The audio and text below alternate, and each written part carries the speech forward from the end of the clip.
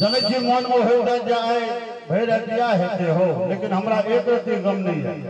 बाबा के दरबार में, गणेश महाराज के दरबार में 4 दिन कीर्तन बाकी के पूरा पुरानी छले कीर्तन के संध्या कालीन कीर्तन हेते मुदा कोनो ये आकस्मिक दुर्घटना बहुत करोड़ दुर्घटना कारण पोस्टपोन भेले।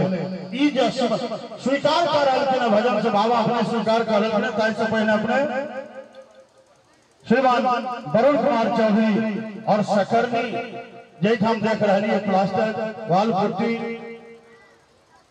तकरा बाद दमदार क्वालिटी आइटम छी की आइटम विशेषता। हाँ, इस सकरनी ग्रुप को से सुंदर सा आशीर्वाद प्रदान करके बहुत बहुत धन्यवाद।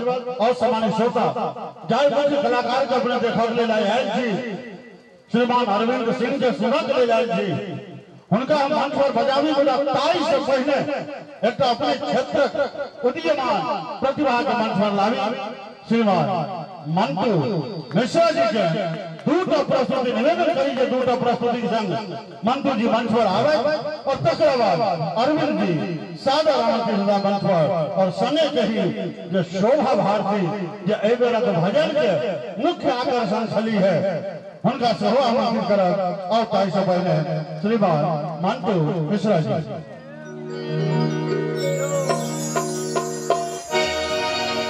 ममता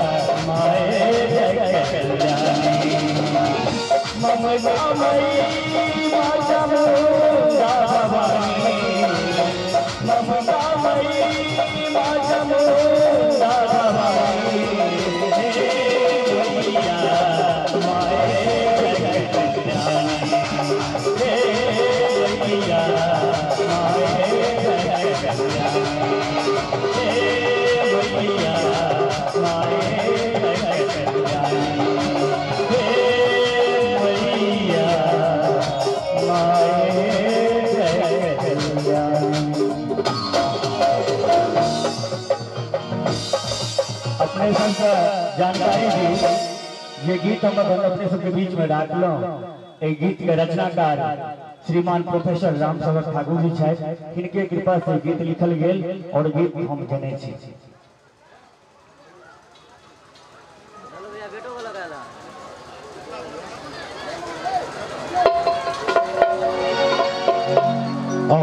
एक सुंदर प्रस्तुति तुरंत बाद श्रीमान अरविंद सिंह जी ये भजन सम्राट मैथिली भजन सम्राट है, उनका हम सादर मंच पर आमंत्रित करवे। ये सम्मानित श्रोता लगभग 2 वर्ष के बाद गीत संगीत एहन सुखद आनंद आय हमारा पाबि रहल छी। आनंद लिया और विघ्न हरता दाता श्री गणेश जी का आराधना कर रहे छी। बाबा समस्त विघ्न का हरण करते हैं। और एक सुंदर प्रस्तुति श्रीमान मंटू मिश्रा जी और तकराबाद श्रीमान अरविंद सिंह जी। आओ बहुत सुंदर एक मिथिला वर्णन अपने लोगन के सुनाबी। एक रचनाकार है भाई मनीष झा।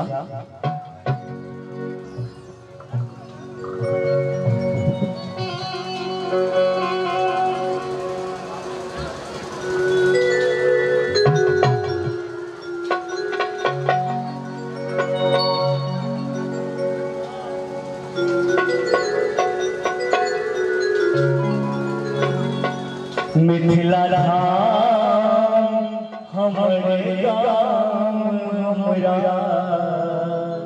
बड़े लागे मैरी सन मिट गए हमरा बड़े लागे मैरी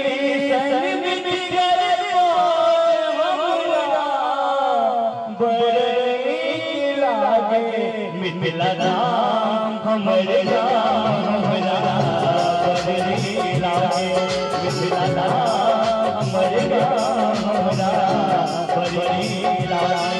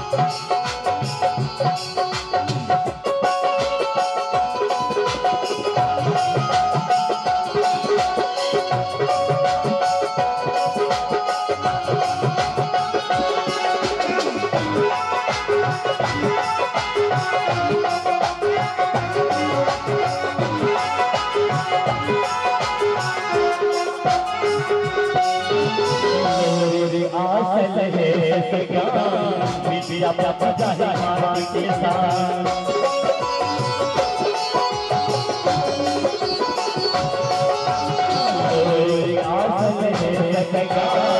विद्या बजा माटी के साथ जय जय हरि रंजन हमर कोई हरि